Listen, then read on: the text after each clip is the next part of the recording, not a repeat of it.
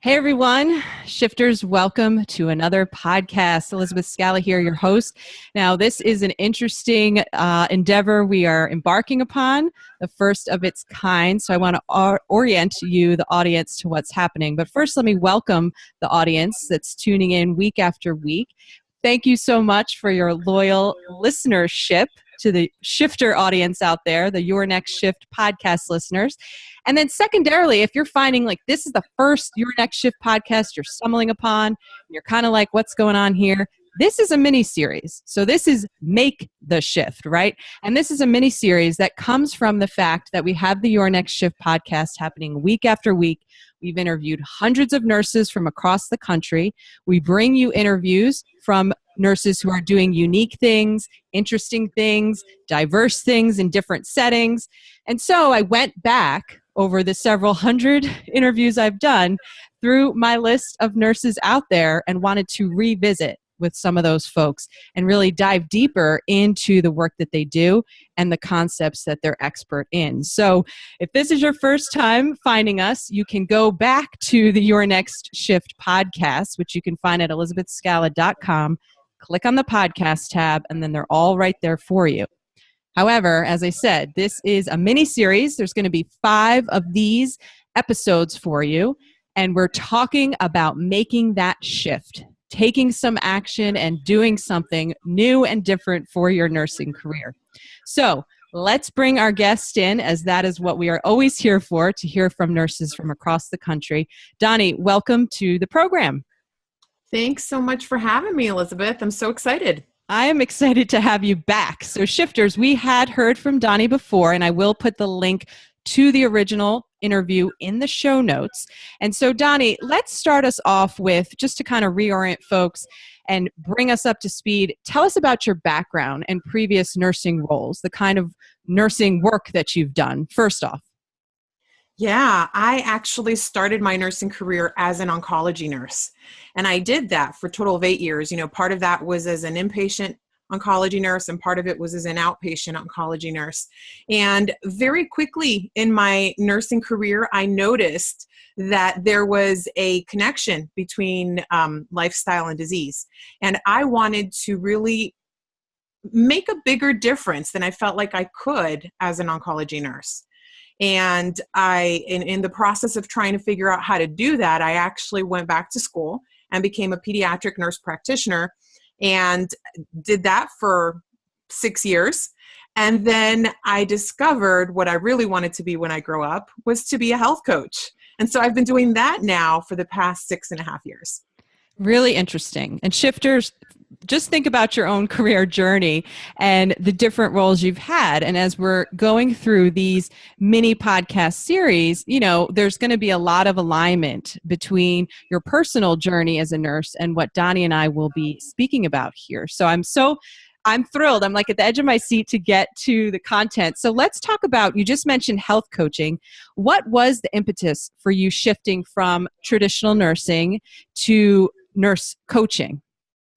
Well, just as I mentioned, very early in my career, I noticed there was this connection between lifestyle and disease, just because I was living the kind of lifestyle that made me believe that I was going to be in that bed sometime soon. And that was actually very personal to me, not only myself, but a lot of people that I loved. And also, I loved my patients. I absolutely loved my patients. And I wanted to do so much more for them. And yet I felt like when I worked in inpatient oncology, my job was to help people be healthy enough so that they could leave the hospital. When I worked in outpatient, my job was to keep them healthy enough so that they wouldn't go back into the hospital. And that healthy enough always just bugs me because it wasn't quite enough for me. And I was trying to figure out, how can I help people be truly healthy and not just healthy enough? And like I mentioned, in the process of trying to figure out how to do that, I considered leaving nursing. I really did. I looked into nutrition. I looked into personal training. I wasn't quite sure if nursing could offer me what I was looking for. Mm-hmm. And I ultimately decided to become a pediatric nurse practitioner because I thought I could raise healthy children that would never be sick adults, right? And I did. As a pediatric nurse practitioner, I did help raise healthy children. but it still wasn't quite exactly what I was looking for. Hmm. And so during this whole search in my career, I'm trying to figure out how it is that I can help people be healthy. It turns out health coaching was exactly what I was looking for, and I had never heard of it before. I'm sure there's shifters listening that are nodding their heads emphatically along with you, Donnie. Like, you know what? I want to do more for the patient, and just getting to them to that, what you were speaking to, that healthy enough is, not fully satisfying what I want to be doing as a nurse. So that's so fascinating. So that's talking about the patient perspective and how you transition. Let's, if you don't mind, speak to that personal perspective. As you said, you didn't even know what coaching was, so you come to find out. Tell us about that. Well, as a pediatric nurse practitioner, I ran a weight management program for kids. I actually took the initiative and co-founded the Fit Kid Club. And that I thought that was an initiative in terms of helping raise those healthy children. And during that time period, I got pregnant with twins because, lo and behold, besides being a nurse, I actually am a mom. I'm a woman, I'm a wife. I'm a human being. And I got pregnant. And after my twins were born, I went on to gain 50 pounds in about 9 months. And what I realized was that it didn't matter all the things that I knew. It didn't matter that I had done this professionally to help people with their weight and their lifestyle when my life got flipped upside down. And so I ended up needing a health coach. And that's actually how I discovered health coaching. I had never heard of it before. And here I had been actively exploring and pursuing what is it that I can do to help people be healthy. And it just so happens that it was my human nature, not the superpower nurse nature, that ended up discovering health coaching. Mm-hmm. Awesome. So a few moments ago, you were talking about sort of those frustrations about having the patient be healthy enough for discharge in the outpatient setting, keeping them at that brink of not getting back to the admission. And many of us nurses out there are frustrated by our healthcare system and, all of these things that the shifters out there can fill in the blanks here. So I also, me as well, I talk to nurses across the country when I'm giving a talk, or people will reach out who have found my book or whatever. And they're like, you know what? I love being a nurse, but nursing, that profession, is not what I signed up for. So how does health coaching bridge some of these gaps in healthcare? Maybe if we could speak to that, but I'm thinking, how does health coaching empower and really satisfy the nurse to get back to that heart of loving our profession again? And you're so right. Most nurses that I talk to, they say they love being a nurse, right? And yet several surveys report that 1/3 to 1/2 of nurses are considering leaving. And why is that? Because a lot of times, the latest survey that I read, about half of it was due to burnout. And Elizabeth, I know you can talk about burnout so much more than I can. But in my analysis of all of the data as to what leads to burnout, I've kind of boiled it down to a very simple 2-step part, where one of it is that nurses are sacrificing too much of their own life for work. Whether it might be time with their family, whether it might be their bladder, whether it might be not eating lunch, they're sacrificing too much of their life for work. And that sacrifice seems to not be worth it because they're not seeing the kind of results. They're not doing what they really would like to do. And so what health coaching does is it actually offers an opportunity for nurses to do what they really wanted to do, which was to make a difference in people's lives, to spend time. Over and over and over, I hear nurses saying, I wish I could spend more time with my patients. And as a health coach, I have my primary focus is to help patients in changing their lifestyle and so forth. And so that's my time. Whereas a nurse, especially maybe if she's on the floor and taking care of 5 or 6 or 8 other patients, they don't have the time to even sometimes say, hi, my name is Donnie, right? Much less to go to the bathroom. So as a health coach, it already kind of offers nurses that heart where they're able to connect with their patients. They're able to deliver results.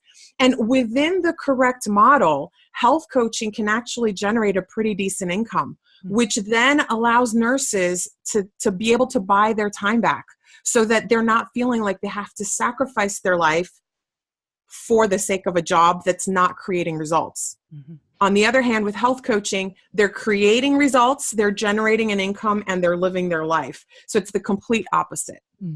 That's amazing. I can't wait till we start talking money, but we'll have shifters. As I said, this is a mini series of 5 episodes, so you'll have to tune in to some future episodes to really get into the business side of things. So you started kind of talking about some of the things that health coaching, kind of offers and provides. So my next question is, what then is a health coach? And maybe it would be easier to speak to what is not a health coach. So can you walk us through that? Absolutely. Well, when I mentioned that I ended up needing a health coach, and I kept thinking, what do I need a health coach for when I'm a nurse practitioner? I know it all, right? I have spent part of my career in educating people, and I thought that a health coach was an educator, but it turns out that they're not. And it turns out that I did need a health coach. Many people ask me, are you a nutritionist? Are you a personal trainer? And that is not what a health coach is. A health coach is a professional that facilitates behavior change. And so we're change agents. That's what we do. We're not educators. We're not nutritionists. We're not personal trainers. I love that description, because to me, when someone is working on a health goal, what do they need? They need that support that's going to facilitate the change, because many of us get in these situations because we're doing some unhealthy behaviors and we don't know how to change them. It's hard to, we don't have the resources, we're stuck. I mean, change is uncomfortable. We could go on and on about this forever. So that's amazing that a health coach then is that facilitator for change. So how does a health coach support a client or a patient, who they're working with in reaching goals? What does the coach actually do to facilitate that change we're talking about? Well, the first thing that a coach will do is to help a client identify what their goal is.